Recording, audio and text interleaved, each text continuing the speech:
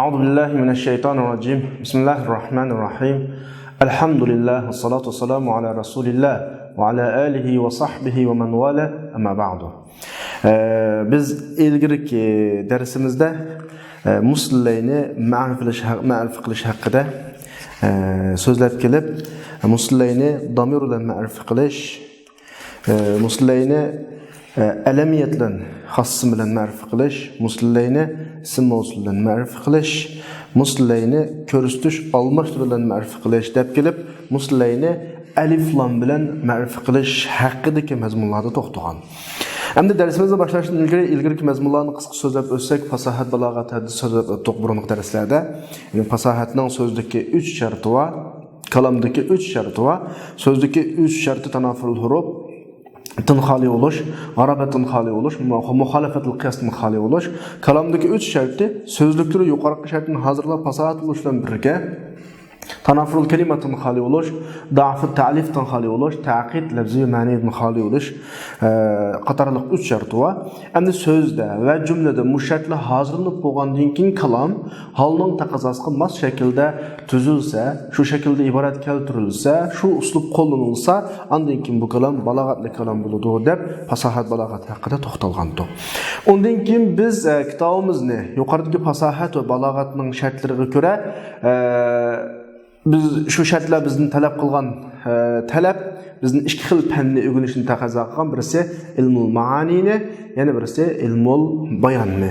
Ilmul maani cümlelerning umumiy qurilmasiga munosabatlik deb qaralib, qurilmalarning umumiy talabi bo'yicha 8 ga bo'lgandik. Buning birinchisi ahvol al-isnad al-xabari bo'lgan, ikkinchisi ahvol al-musnad ila bo'lgan. Ahvol al-isnad al-xabarida biz musnad bilan muslayning o'tirdagi aloqani muayyanlashtirib, aloqaning amaliy, haqiqiy aloqa yoki ko'chma shakldagi majoz aloqasi, taraf to'g'riliq va boshqa qo'shimcha mazmunlarni so'zlab o'tgan.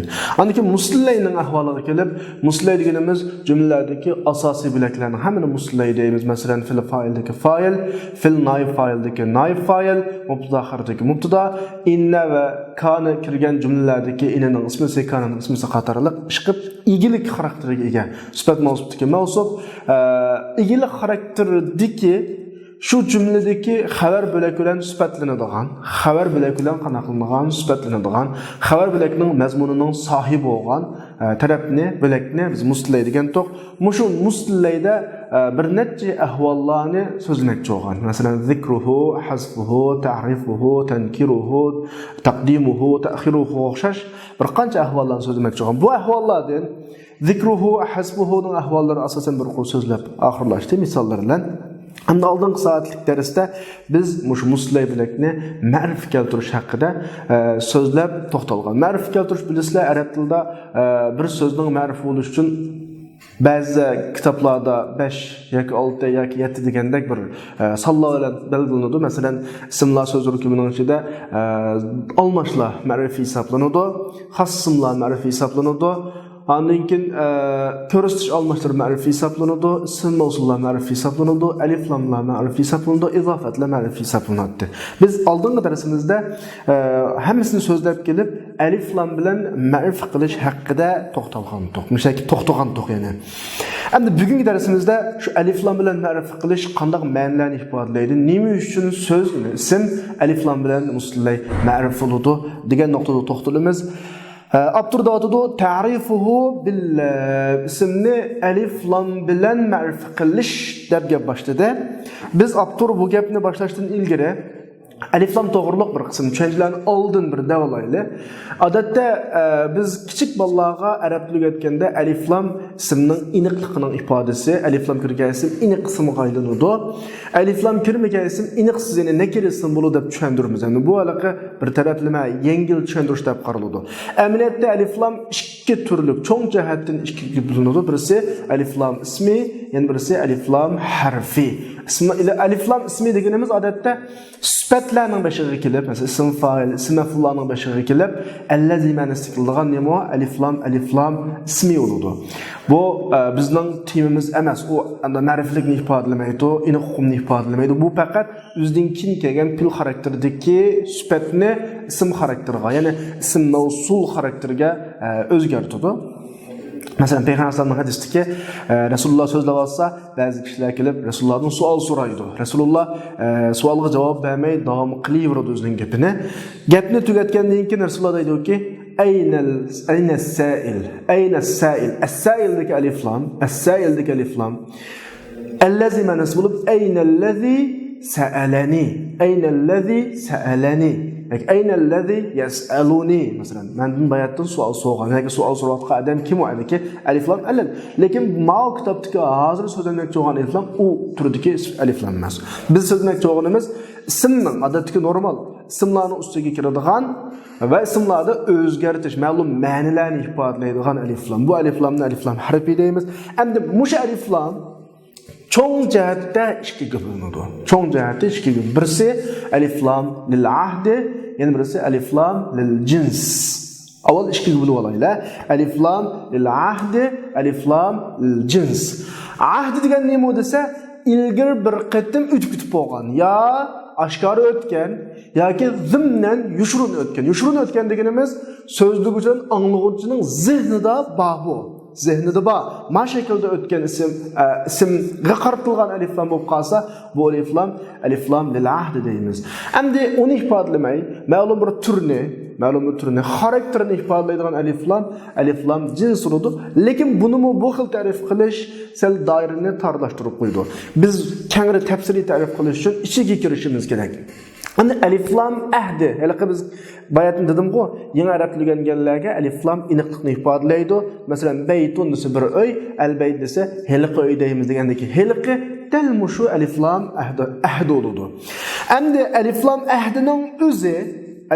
ahdining o'zi 3 turlik bo'ladi. Birisi sarih. Alif lam ahdi sarih. Aşkara ahdi degani bir qitim söz jarayonida, jumlalarda bir qitim iniq o'tgan bir hukmni ko'rsatadigan alif lam nima bo'ladi? Alif lam ahdi sarih bo'ladi. Masalan, ishkolan ishxonada o'tirdik. Bir o'quvchi kirib, menga tunishtirib, "Ma'u yeng kelgan o'quvchi, hada talibun jadid" degandan keyin biz shu oraliqda shu o'quvchining ishlarini qilib ketaverib, "At-talib" deb gap boshlayman. "At-talib" deb ikkinchi qitim, bir qitim uning ismini yo o'quvchi ekanligini tilg'ab bo'lgandan keyin "At-talib" degan alif lam ahdi sarih. Ya'ni ash alif lam azroq ilgari biz buni tilga olgan, mushu o'quvchini qana qiladi ko'rsatdi. Qashimizdan bir odam o'tdi. Men qashimdagi odamga "Ar-rajul alimun kabir", ma adam çoğun bir alim desem, er-rajuldagi alif lam menmi ko'rgan, qashimdagi hamroyimni ko'rgan, bayatni qashimizdan o'tgan odamni ifodalaydi. Bu alif lam ahdi sarih. Alif lam ahdi nima? Sarih bo'ladi. Endi kinoya deganimiz nima desa, alif lam kinoya degan. Alif lam kinoya deganimiz zihnimda o'tgan. Alif lam kinoya deganimiz zihnimda o'tgan. Zihnimda o'ylayotgan ve anlıqçımı bunu biladigan. Ameli ötken emas, ameli ko'z oldimizda o'tmadi. Zihnimda bilma, anlıqçımı mush zihnimda o'ylagan mushu ishni biladi. Alif lam shunga qaratayotgan bo'lsa, bu alif lam ahdi kinoya yo'lidi. Masalan, Maryam alayhisalomning onasi homildor vaqtning o'zidan qo'sqidagi bolani Baytul Muqaddasning xizmatiga atib etgan. "Ya Rab, inni nazartu laka ma fi batni muharrara." Endi shu vaqtning qoidasi bo'yicha Baytul Muqaddasning xizmatini qildiganlar eroludi. Ana o'ganda Maryam alayhisalomning onasining shu duosidagi qusqumdikini degandan iroda qilayotgan bir yushrun ilmdan birisi u olsimi uyg'almoqchi. Andan to'qqandan keyin "Ya Rab, inni wada'tuha unsa." Men qiz tug'ibdim dedi.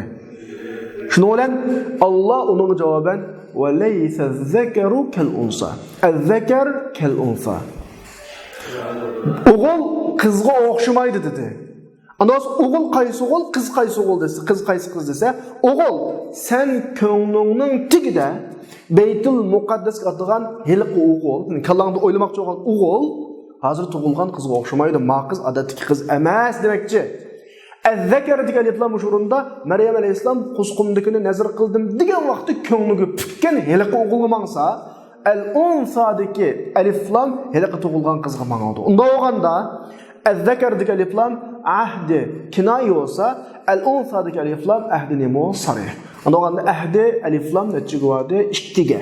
Birisi ahdi sarih, yani birisi ahdi kinayi. Endi üçüncüsü ahdi ilmi mi deb qo'yamiz, ahdi huduri mi deb qo'yamiz? Demisakmi, oldin o'ylamasakmi, hamma biladigan bir uqum bor. Hammasi biladigan bir uqum bor. Masalan, bugun bozor kunisi. Buni biz demisakmi bo'ladi. Men do'stlarimga deymanda, yalla ila nazhab ila suq. Jurnallar bozorga boraylik. As-suq alif lam tabiiyki ahdi huduri, ahdi ilmi, ya'ni hammadan biladigan bozor. Sınıfta otursak traktoruk iş getirilgan bolsa, el ustaz dedim. El ustaz degan bolsa, ustaz keldi degan bolsa, el ustazdagi alif lam ahdi nim bo'ladi? Huduri. Chunki bugun keladigan ustozning kimligi hammalarga oydin. Bunda alif lam ahdi uch ga bo'lindi. Birisi sarih, yana birisi kinoyi, yana birisi nima? Hozir degandek huduri. Ilmi yoki huduri. Ma'u alif lam ahdining gapi. Endi alif lam jins deganimiz alif lam cins deganimiz bu 3 ga bo'linadi. Alif lam cins 3 ga bo'linadi. Birinchisi xarakterni ifodalaydigan alif lam. Buningda ne bir adam maqsad emas, ne ko'p adam maqsad emas, faqat xarakter maqsad. Masalan, al-faras xayrun min al-himar desa, ot eshakdan yaxshi desa, ma al-farasdagi alif lamdan maqsad at xarakteridagi narsa demak. Uningda muayyan bir atni demakchi emas, yoki har qanday bir atni demakchi emas, ko'p atni demakchi emas. Va eshakmi shu? Ar-rajul qawiyyun min al-mar'a desa, kishi ayol kishidan kuchliroq desa, qanaqdir muayyan kishi, muayyan ayol kishi yo'q. Ayollar erlar yo'q. Yani er xarakteri, gerçi ayollarning ichida erlarning kuchli bo'lsa-mu, lekin er xarakteri ayollardan nima? Er turidagi bir uqumni ifodalamoqchi. Ma'ni biz alif lam jinsninki birinchisi jins maqsad qilingan alif lam bo'ladi. Ikkinchisi g'ayri muayyan fard ifodalanadi. Bir fard, bir shaxs alif lamdan, lekin g'ayri muayyan qaysi bir bo'lsa. Masalan, biz kichik bolamizning ensiraymizda balam sirtqa chiqma, nimishqa desa, yaxtifuka sariq. Yaxtifuka al-khatif desa, bir yanjuqchi yoki o'g'ridan birsa, yomon niyatli odamdan birsa, seni bulab ketadi desa, aytadiki as-sariqdagi alif lam jinsninki fard g'ayri muayyan. Qaysi o'zi birisi? Qaysi bo'lsa birisi? Hatul khubz nandan birdan keladi. Hatul khubz alif lam jins, lekin fard g'ayri muayyan. Birdan keladi. Lekin u bir nan, şu navoiyning oldidagi qaysi nan bo'lsa, bo'laveradi. Ma'u alif lam jinsining ikkinchi turi. Ya'ni alif lam jinsdan iroda qilingan ikkinchi turi. Ya'ni fard g'ayri muayyan. Muayyan emas, qaysi bo'lsa bo'ladi. Masalan, mudirning ishxonasiga o'qituvchi shuna kirsa, nadi talib desa, bir o'quvchini chaqir desa, nadi talibdagi alif lam qaysi o'quvchisi bir o'quvchisi bo'ladi. Bu bir. Uchinchisi istig'roq. Jinsning uchinchisi alif lam istig'roq. Ya'ni mushu turining tahtiga kirgan bütün afrodlarni qana qiladigan o'z ichiga oladigan. Bütün afrodlar mushu tahtiga daxil. Endi bu istig'roq ikki turga bo'linadi. Birisi haqiqiy, ya'ni birisi urfiy. Haqiqiy deganimiz zodi mushu uqumning, mushu turining, mushu jinsning ichiga kirgan bütün afrodlarni haqiqatan o'z ichiga oladi. Qur'oni Karimda val asr innal insana lafi khusr dedi Allah. El-insan degi alif lam jinsning istig'roq qismi. Bütün inson, avmu, ma'mu, hammasi, bütün afrod, jami'ul afrod tahtiga kiradi, birisi qolmaydi. Alimul g'aybi va shahada deydi. Shahodat va g'ayb dunyosining hammani bilguchi deydi. Shahodat va g'ayb dunyosining hammani bilguchi.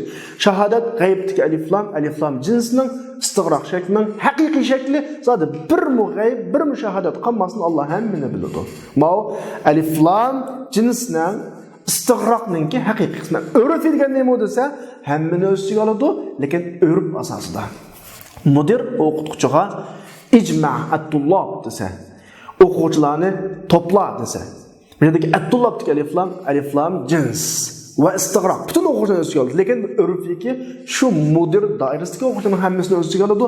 Dunyodagi nima emas? O'quvchilar emas. Ma'u urfi, istig'roqning urfi qismi. Shundan olib biz qaytadan xulosalasak, muhimi shu bugungi darsning asosiy mazmuni. Alif lam ikki maqsad uchun keladi. Birisi ahdi, yana birisi jins. Ahdi uchun bo'lgani sarih, kinoya, huduriy deb nechaga bo'lindi? 3 ga. Jins bo'lgani yuradu minhu yuradu minhu al-jins tur irada qilindigini, ikkinchisi fard g'ayri muayyan irada qilindigini, uchinchisi jami'ul afrod istig'roq irada qilindigini 3 ga bo'linadi. Ammo istig'roq irada qilinadigan jami'ul afrod ikki bo'ladi. Birisi haqiqiy, yana birisi mu'arrifiy. Endi men bayatdan turlarga ayirish jarayonida har birisiga misol oldim. Misol elish jarayonida misollarni tarjima qilib tushuntirdim. Tarjima jarayonida har alif lamning qanday ma'no ifodalaydiganligini mencha tushunaman deb o'ylayman. Demak, ism mavsul, ism mustillayni. Men oldin sabab deganimdek mustillaylar emas. Jumladagi har qanday bir bilakni alif lam bilan ma'rif qilishninki ifodalaydigan mazmuni mushu xil ma'no lozim bo'lgan yerda. Mushu xil ma'noni ifodalash to'g'ri kelgan vaqtda mushu xildagi alif lamlarni qo'llansak bo'ladi. Mana bu bizning bugungi mustillayni ma'rif qilishdagi darsimiz shu. Endi kitob qaraylik. Ta'rifuhu billam. Mustillayni alif lam bilan ma'rif qilish babiga kelsak, bu tuvandagida qarazlar uchun deb optur bir nechaga tizivatdi, lekin mening depagimni qilgan tuzib beraman. Tizib beraman. Chunki optur ba'zi narsalarni kam shaklda degandek birinchisi bir ma'hud ishorat qilish deydi. Ilgari o'tib ketgan ishorat qilish. Walaysa zakaru kal unsa. Abturmayada ma'hud ishorat qilish deb lam ikki misolni keldi. Ikki misoldagi, ya'ni bir misol keldi. Bir misolda ikki dona alif lam bor. Az-zakardagi al-unsadagi. Abtur ishkilisini ma'hud lam dedi bas. Ma'hud lam dedi bas.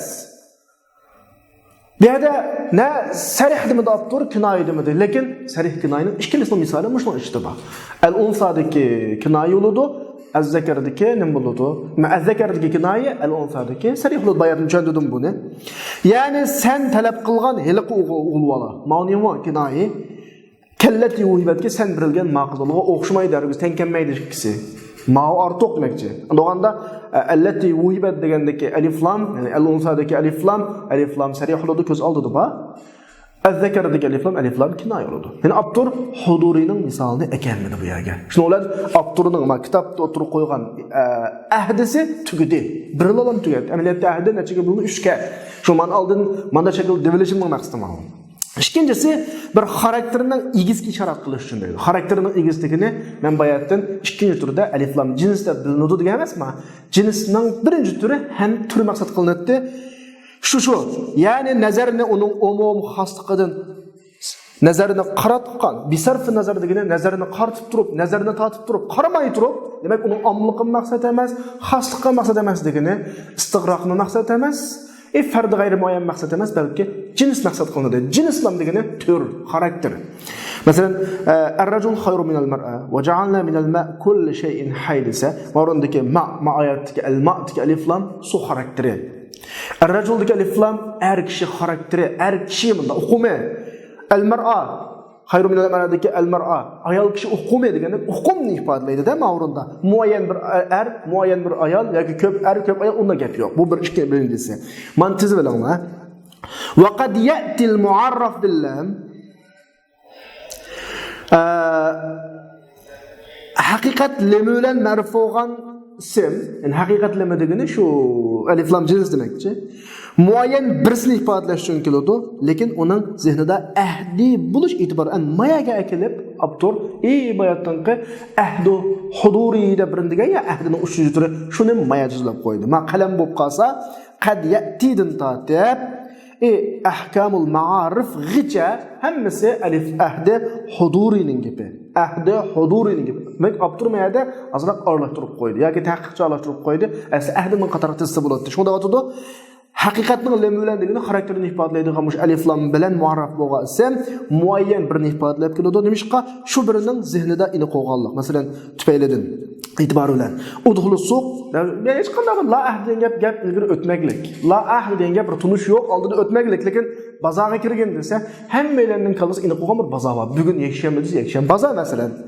Mana ma'lum ma'noda nekirga o'xshaydi, nekirning muomalasi qilinadi. Ammo labzida uningga ma'rifalarning ahkamlari joriy. Bu muhim masala emas, ammo muhim masala bu bir nimaga o'xshaydi? Bu haliqi kallida hammalarning zehnida iniq bir uqum bu. Iniq bir uqum. Ma'noqdan o'zimiz ahdi huduri deb ahdining qatoriga tizimiz.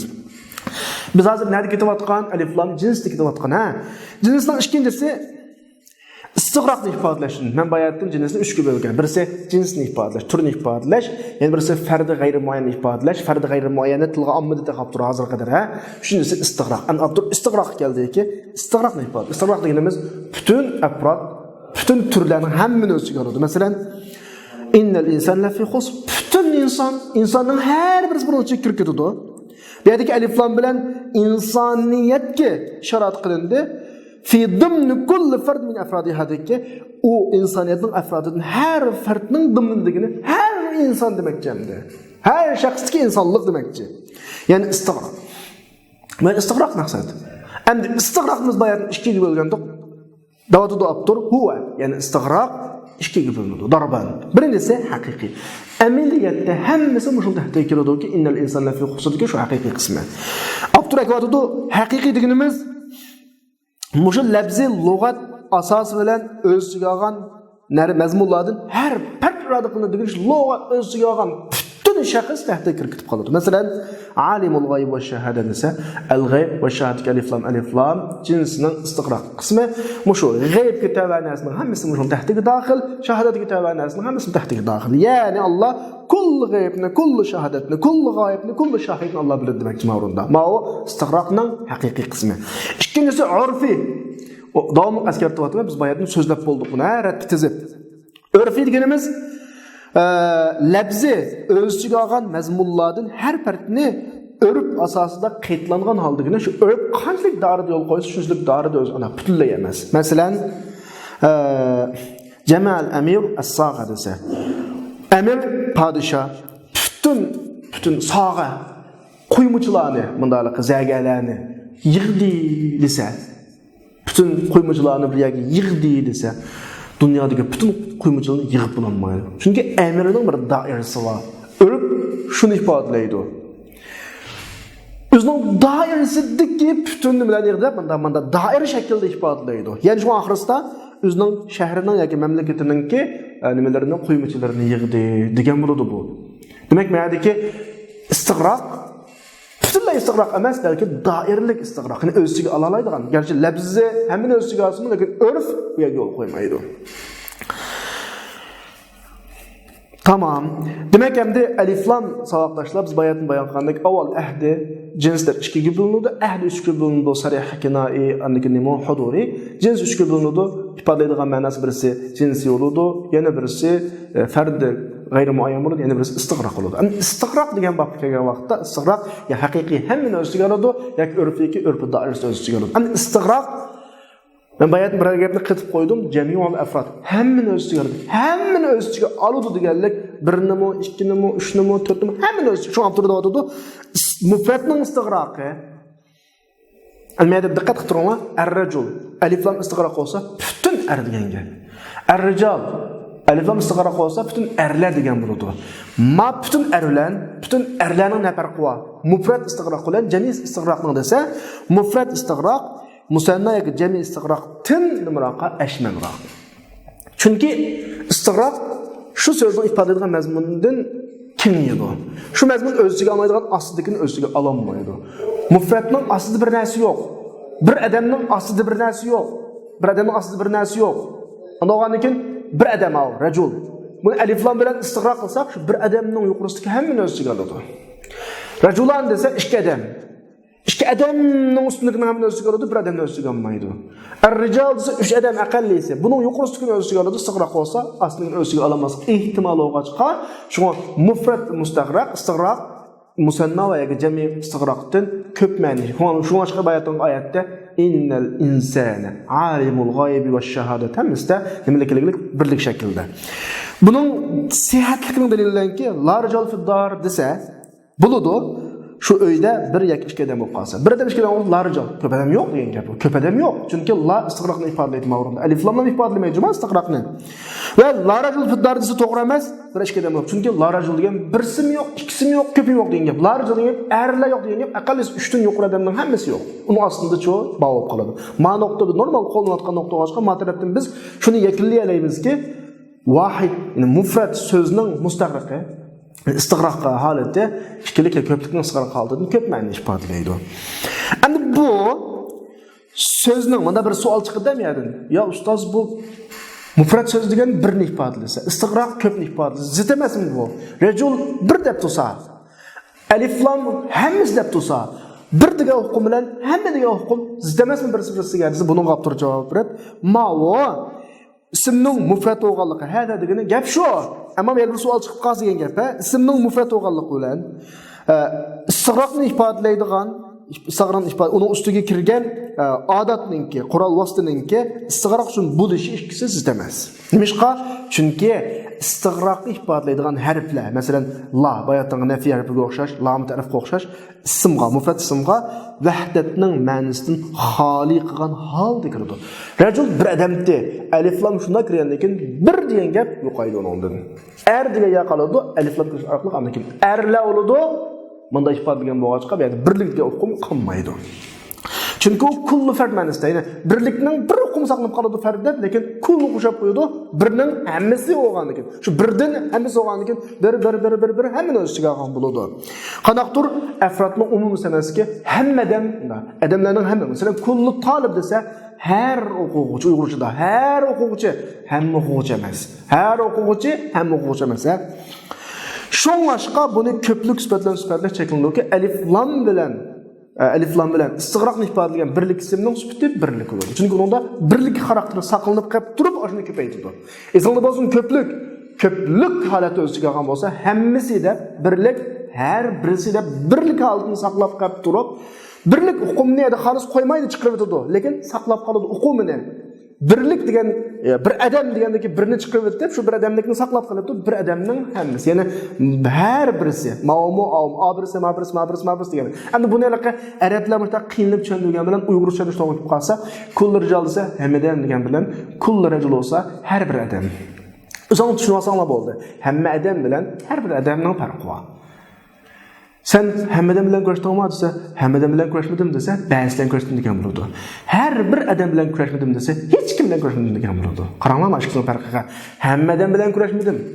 Hey, men pulning hammani xarjlab bo'ldimmi desa, yo'q, hammani xarjlamadim, ba'zini xarjladim. Ammo har bir tangini xarjlamadim desa, bir tolni xarjlamadim degan bo'ladi. Diqqat qilinglar, mana shu farqi bor. Men bir toldan hammani o'ziga oladi. Avu hammasidan hammani o'ziga oladi. Ikkisining farqi bor. Xo'sh, shuni bilan darsimizdagi mustillayni nim bilan ma'rifat qilish, alif lam bilan ma'rifat qilish haqidagi mazmunlar oxirlashdi. Endi keldik mustillayni idofat bilan ma'rifat qilish. Bilasizlar, mudof illay ikki so'zning tarkib topgan birikma. Odatda muzof illay ikkiga bo'linadi. Birisi alif lam lafzi, ya'ni birisi alif lam ma'naviy.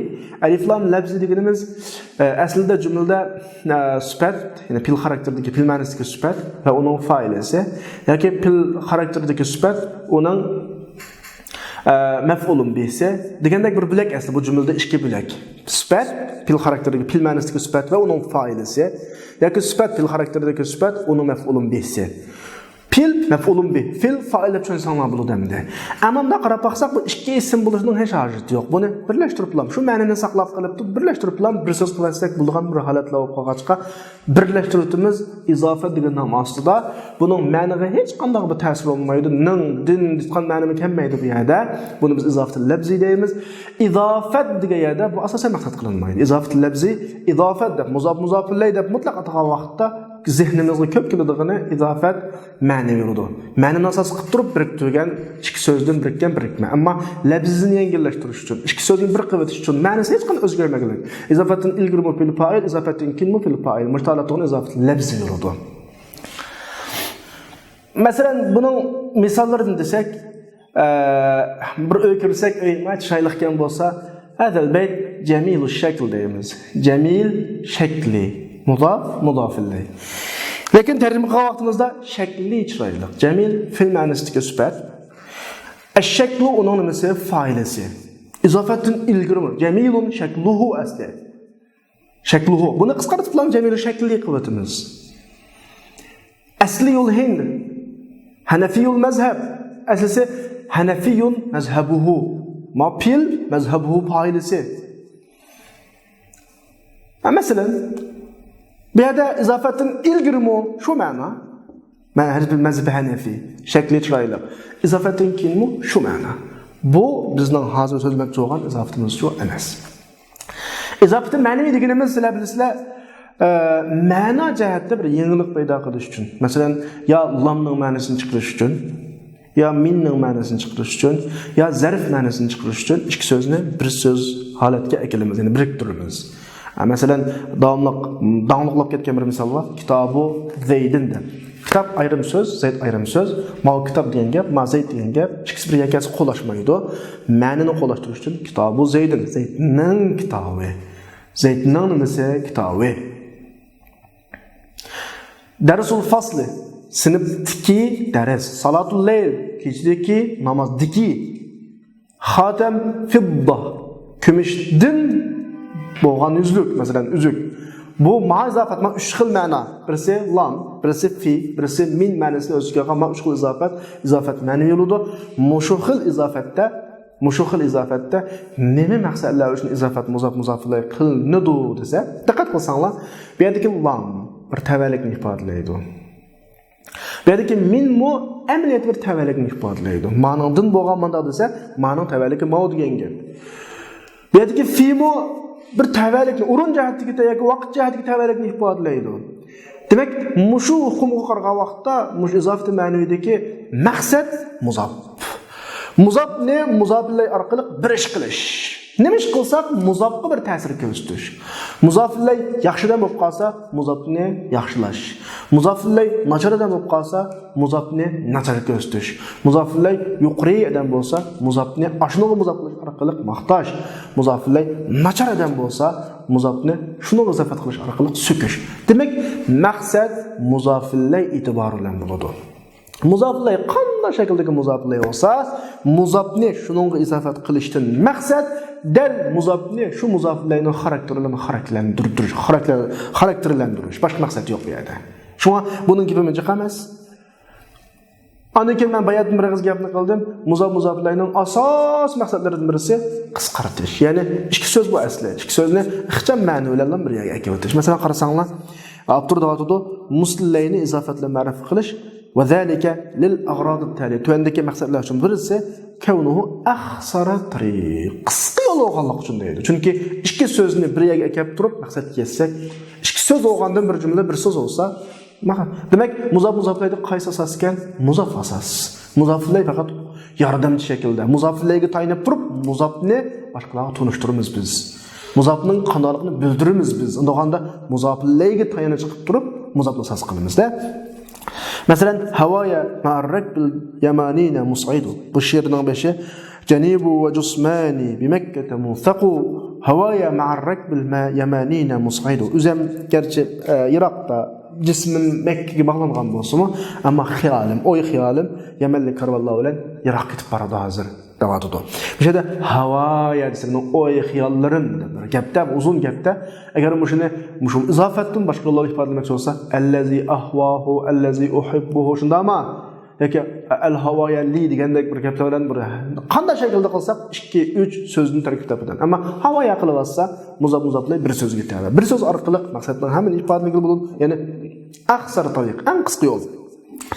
Ikkinchi maqsad shu izofatning muzoflarning sha'nini ta'zimlash yoki mudofning sha'nini ta'zimlash va undan boshqa degandan keyin faqat bir misol o'zimiz xohlagan chiqib olsak bo'ladi. Yoki aslanga qarasanglar, yoki izofatning haqoratni qana qilish, o'ziga ish qilib yo muzoflarni ikkisining birini ko'tarish, tushirish va yoki boshqa maqsadlar. Qattiq hammalarning olqishga erishgan bir bola bor. Palonining balasi bu desak, balasi orqali dadasini maqtash. Biz tulmaydigan bir bola bor. Dadasi katta odam. Pokonining balasi desa, dadasi orqali balasini maqtash.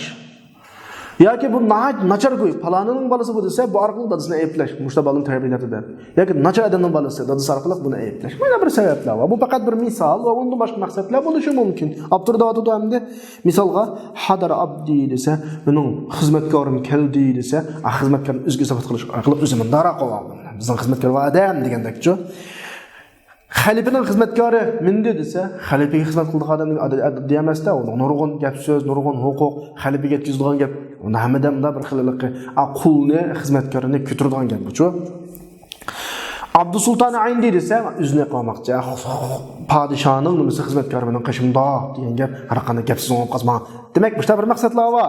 bu ta'zimni ifodasi kimni ta'zim qilsin? Ya muzaf bilan ondan boshqa bilaklar ish qilib. Izofat orqali burada maqsadlar borda. Yoki aksi haqoratni. Bu ikki ta'zim haqoratni bilan ikki deb qo'yish bu misol bas. Har xil maqsad bor u yerda. Masalan, valadul hajjam hodir desa, voy, odatda har bir millatda bir haq ko'z qilmaydigan bir kasblar bo'ladi ya. Balkim arablarda hajjamlik qon elib haqni davolab qo'ydigan ishlar, baxil yoqtirmaydigan, to'yin quradigan kasb o'xshaydi. Valadul hajjam hodir desa, "Ya, palani kapto" degandek. Bu ko'rgandan bir yoqmaydigan kasbning kasb qildigan odamning bolasi keldi degandek-chi. Valadul lissa qodimiz o'g'rining bolasi kelyotdi degandek. Maqsad ya uni yo buni tushirish yo ko'tirish yoki uning boshqa har qanday bir shakldagi maqsadini ifodalash uchun mudof bilan shakllanadi. Mavamda bir qisqacha bir misol shaklida keltirilgan sabablar, boshqa sabablar bo'lishi mumkin. Shuning bilan bizning muslimlarningki ta'rifiga munosabatlik, muslimlarni ma'rif qilish munosabatlik mazmunlar oxirlashdi. Inshaalloh qolgan muslimlarning tankiruhu, taqdimuhu va ta'khiruhu qatorliq, vasfuhu qatorliq mazmunlar keng dars so'zlanadi. Bugun darsimiz mushada to'xtaydi. Va axiru da'wana alhamdulillahi robbil alamin.